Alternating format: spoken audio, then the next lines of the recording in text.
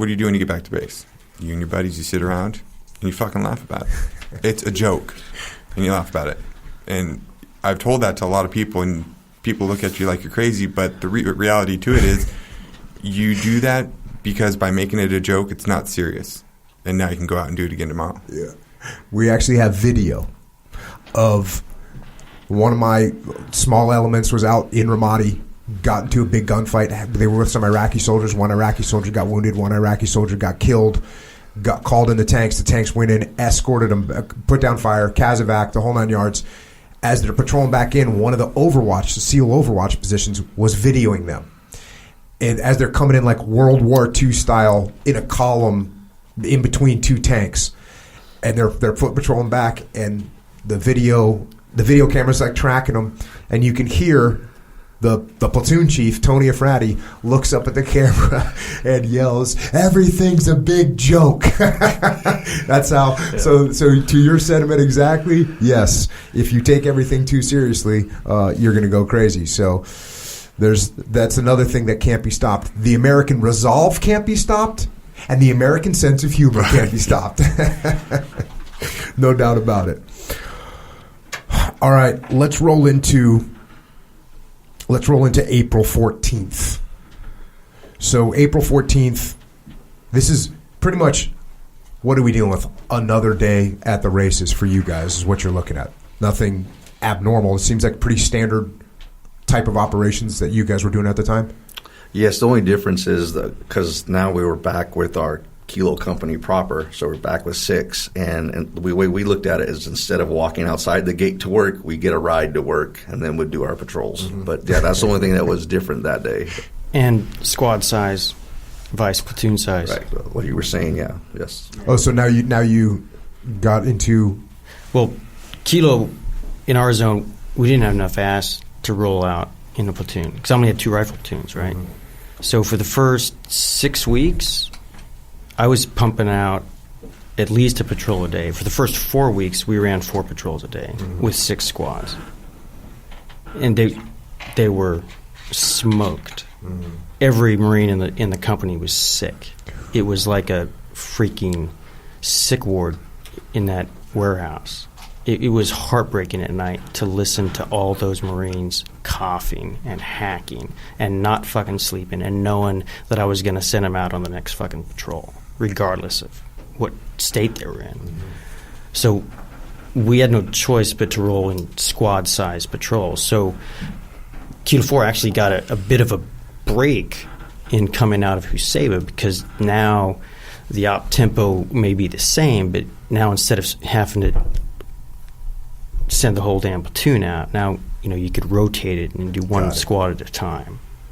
So the battalion had just graduated the first class of Iraqi policemen from this police academy that Lieutenant Colonel Lopez thought up. We had an attached MP platoon, and he understood that policing by the Iraqis was the key to the whole thing, right? Yeah, that's some impressive foresight right there. Yeah. Because I was thinking about that when I was reading this book. This idea of the Iraqi police became a national program in 2006. Before that, it had become something called Desert Protector, which was sort of the same thing. Like, we're going to get homegrown kids, young men, to help police. And a lot of that, from what I've been told, came from Al-Qaim when the push happened through Al-Qaim, but that was in 2005. That the big push happened in Al-Qaim was Operation Matador. And those Marines got civilians that came up and said, "Hey, there's bad guys over there. Hey, there's bad guys over there." And the idea was, okay, let's hire those people. So we're talking now 2004, and your battalion commander, Colonel Lopez, was already in the game thinking that way. That's impressive foresight right there. That's outstanding. And that guy had an incredible sense of ownership. He never waited for permission to do anything. He's just like, okay, we need a fucking police academy, we're going to have one. And so his MPs knocked that shit out. They did a 3-week course. And at the end of the course, Colonel calls me in and he says, "Hey, Captain Gibson, tomorrow we're going in zone. I'm going to pay the first 2 weeks of pay for these policemen. I'm going to turn that over to the police chief.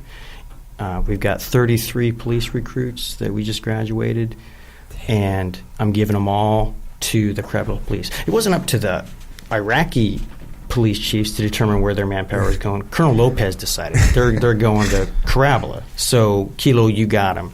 And what I want you to do to reinforce the skills they just learned in this police academy, you're going to conduct around-the-clock patrolling with these guys for a 4-day period to show the people of Krabbala, Marines and police working side by side, and Iraqis doing their job. Man, this is incredible foresight from Colonel Lopez, for sure. That's brilliant. Yeah. So he said, we're going in zone, and I'll meet you in there, right? So at the same time, I need you to identify a prospective location for a company patrol base to carry this patrolling operation out of. So was that going to be a permanent base? Like, hey, we're looking for just someone. 4 days. Okay. But you were looking for something for 4 days. Yeah. General Mattis at the time forbade the permanent establishment of anything below the size of a battalion in zone, right? So he says, you're taking the company in 4 days straight, you patrol. Got it.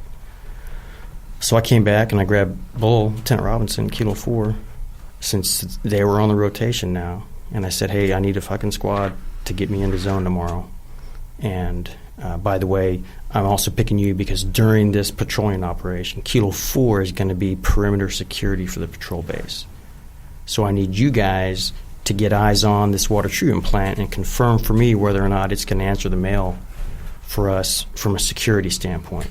So for you guys, this was like a recon to find out where you could establish this 4-day fire base, and then you were going to conduct patrols out of there for 4 days with the Iraqi police. Yeah. And it was situated right behind the police station. So it made perfect sense because I grabbed Kilo 2. They were going to be the patrol platoon. They would have a squad-sized patrol around the fucking clock with policemen embedded in it. Kilo 3, you're going to be local security patrols for 96 hours straight outside the perimeter to keep the enemy off our fucking backs. And Kilo 4, you've got the perimeter security for the patrol base itself. All right. So you guys roll in. Did you roll in with the colonel's, with his convoy? Negative. We met his patrol on site at the police station. Okay, so who showed up first? You guys? No, Colonel Lopez was. Okay, so Colonel Lopez was there. They're doing their meet and greet. He's paying people. He's shaking hands and establishing that, and then you guys roll in there afterwards, meet with him, and now you're doing your assessment. Right. And you have, who's the element that's with you right now? With just you, who is it? Is it Kilo 4-2? So it's Kilo 4-2. That's who you have. They were your escort going in there, basically. Correct. So in addition to Dunham's squad proper, we had attachments, right? Ferg being one of them because he was going to be the platoon sergeant in charge of perimeter security. So he wanted fucking eyes on. Got it.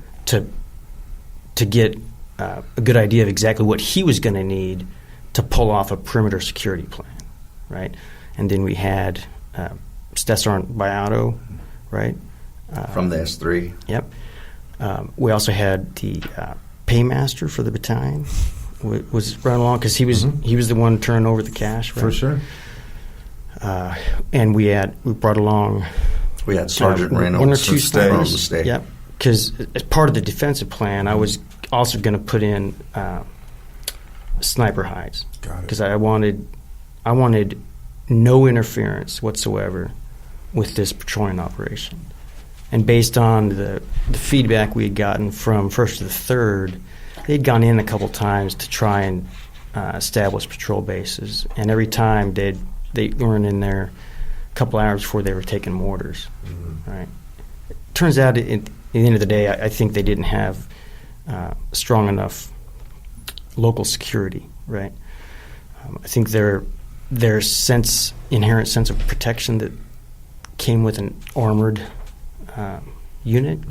I think they took some things for granted that a regular rifle company wasn't taken for granted. Yeah, you get a little bit detached when you're inside armor, right? There's a connection missing between you and the local populace if you're not careful about it. Right. And a certain sense of invincibility, I think. Yeah. Oh, yeah, for sure. For sure. The Abrams main battle tank is a badass machine. It can give anyone a sense of invincibility until, of course, they hit IEDs that can take them out.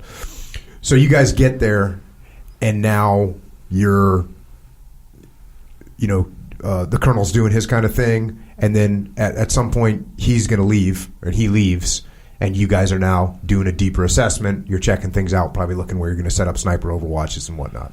Yeah. So we'd transitioned over to the treatment plant by then, and Battalion Commander's patrol continued to Huseba per his plan to visit the new Iraqi police station and then continue on to Lima. Got it. So heading into this mission where you're gonna stay for a few days, was there anything from a planning perspective that was different or that you noticed heading into it? Well, for me, I hadn't even I'd started the draft of the company order for that. I knew enough that already what I was assigning each platoon to do, right? And I'd be fleshing that out in the days ahead. But of most immediate concern was the patrol the next day that was getting us in there to conduct the recon. And that mission planning fell on Dunham. And it's up to him as the rifle squad leader in charge of the patrol. He had more than just his Marines he was responsible for. He had another 10 Marines in escort from the CAT split section, in addition to another squad minus that was going to be manning the trucks that was getting his squad into zone. So all told, he had something like 25 Marines that he was responsible for in that patrol. And it was his first time doing it, because prior to that in Huseba, it was always up to Lieutenant Robinson, right? Because it was a platoon-sized patrol the whole time they were up there. So in addition to that, there was a bit of angst, or not angst, but concern in the air of the company as a whole, because we just fired 2 rifle squad leaders, both from the same platoon, Kilo 3, 2 corporals that had talked a good game, came across as knowing their shit, during the training back in 29 Palms, and were selected as squad leaders, Kilo 3-1 and Kilo 3-3. And by the time we were in our 3rd week of operations in Al-Qaim, you could tell in the mission brief prior to step off whether that squad leader knew what the fuck he was doing or not, whether he had put the time and effort into preparing his Marines for that fucking patrol. And these 2 Marines, these 2 corporals, weren't taking it seriously enough. They didn't grasp the gravity of the situation. They thought they could just bullshit their way through it. And so we fired them. And we put a Lance Corporal in charge of Kilo 3-3, Danny Santos, Salvadoran from East LA, a fucking libo risk till the cows come home, but that fucker could fight. And he had an extremely strong sense of ownership that I saw